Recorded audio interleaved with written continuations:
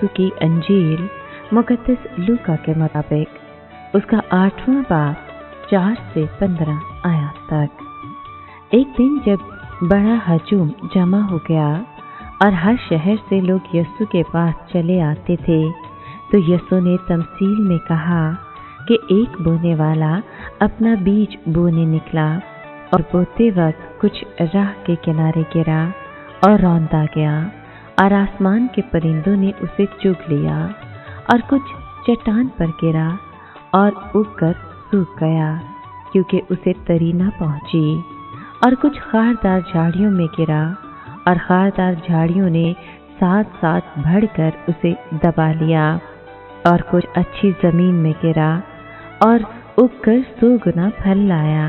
ये कहकर उसने पुकारा कि जिसके सुनने के कान हो वो सुन ले। उसके शागिर्दों ने उससे पूछा कि ये तमसील क्या है, और उसने कहा कि खुदा की बादशाही के भेदों की मार्फत तुम्हें दी गई है, लेकिन दूसरों के लिए तमसीलों में, ताकि देखते हुए न देखें और सुनते हुए न समझें। वो तमसील ये है कि बीज खुदा का कलाम है। राह के किनारे वो हैं जो सुनते हैं, तब शैतान आकर कलाम को उनके दिल से छीन ले जाता है। ऐसा न हो कि वो ईमान ला कर निजात पाएं।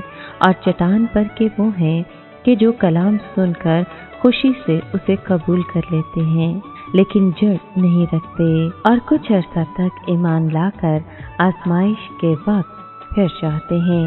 और जो खारदार झाड़ियों में गिरा, ये वो है जो सुनते तो हैं, लेकिन होते होते फिक्रों और दौलत और इस जिंदगी की ऐशो इशरत में फंस जाते हैं, और उनका फल नहीं पकता। मगर जो अच्छी जमीन में गिरा, वो है जो कलाम को सुनकर उसे अच्छे और नेक दिल में संभाले रहते हैं और साबित कदमी से फल लाते हैं। पाक कलाम के पढ़े और सुने जाने पर खुदावंद की बरकत हो, खुदा का शुक्र हो। अजीज दोस्तों, आज के कलाम में बयान तमसील में हमें बयान किया जाता है कि बीज खुदा का कलाम है और बोने वाला खुदा खुद है।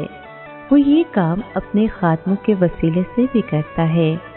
इस तमसील में 3 मुख्तलिफ हालतों का जिक्र किया गया है।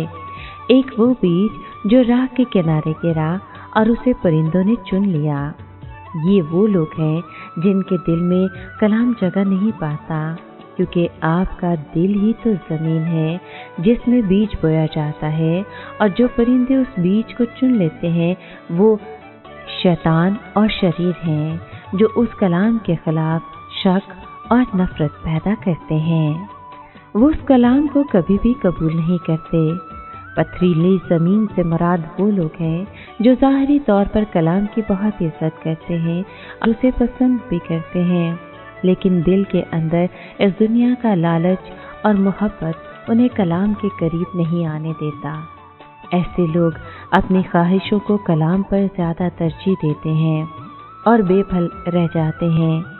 याद रखें, यीशु मसीह अंजीर के दरख्त के पास फल ढूंढने गए थे, तो फल को ना पाकर उसे जड़ तक सुखा दिया था। आज मसीह यीशु फलदार दरख्त ढूंढ रहे हैं। आप भी यीशु मसीह के लिए फल लाने वाले दरख्त बन जाएं। तीसरी हालत के वो लोग हैं जिन्होंने खुदा के कलाम को सुना, कबूल किया और उसके मुताबिक अपनी ज़िंदगी गुजारनी शुरू कर दी। ऐसी जिंदगियां यीशु मसीह के लिए 30 गुना, 60 गुना और 100 गुना फल लाती हैं। याद रखें कि हमारे फलों के मुताबिक यीशु मसीह हमें इनाम देंगे।